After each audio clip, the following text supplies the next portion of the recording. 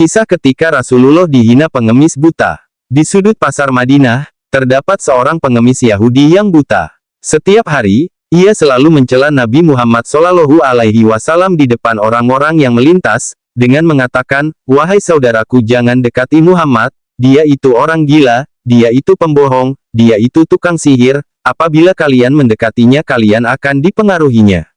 Berulang kali ia katakan ucapan buruk ini.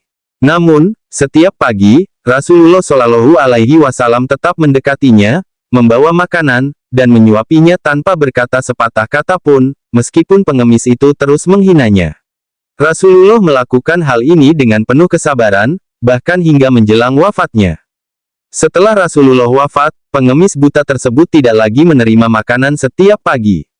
Suatu hari, Abu Bakar radhiyallahu bertanya kepada putrinya, Aisyah radhiyallahu, "Anakku, adakah sunnah kekasihku yang belum aku kerjakan?" Aisyah menjawab, "Wahai ayah, engkau adalah seorang ahli sunnah, hampir tidak ada satu sunnah pun yang belum ayah lakukan kecuali satu sunnah saja." "Apakah itu?" tanya Abu Bakar radhiyallahu. Setiap pagi Rasulullah selalu pergi ke ujung pasar dengan membawakan makanan untuk seorang pengemis Yahudi buta yang berada di sana, kata Aisyah. Keesokan harinya, Abu Bakar radhiyallahu mendatangi pengemis tersebut dan memberinya makanan. Saat Abu Bakar mulai menyuapinya, pengemis itu marah dan berteriak, "Siapakah kamu?" Abu Bakar menjawab, "Aku orang yang biasa." Pengemis itu menyangkal, "Bukan. Engkau bukan orang yang biasa mendatangiku.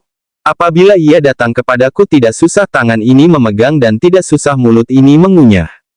Orang yang biasa mendatangiku itu selalu menyuapiku, tapi terlebih dahulu dihaluskannya makanan tersebut dengan mulutnya, setelah itu ia berikan padaku dengan mulutnya sendiri." Pengemis itu melanjutkan perkataannya. Mendengar hal itu, Abu Bakar radhiyallahu pun menangis dan berkata, "Aku memang bukan orang yang biasa datang padamu.